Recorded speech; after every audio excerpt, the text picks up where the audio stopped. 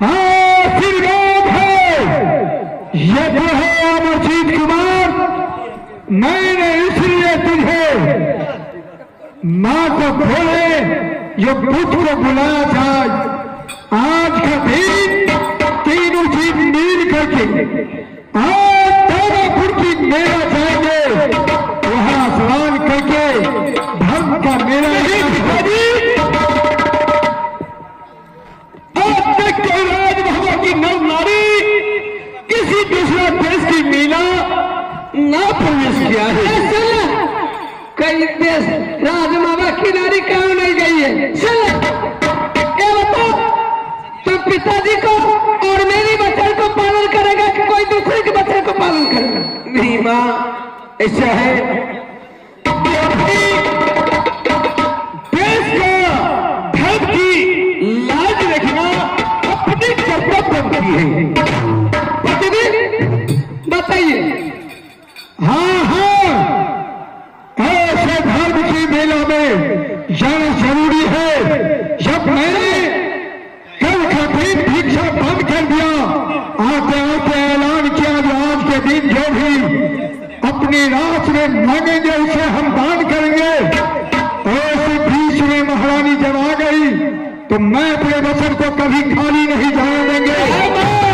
अगर महारानी यही इच्छा है तो मैं आज्ञा दे दिया, इसमें कोई बाधा नहीं कर सकता। पिताजी का वचन मिल चुका है।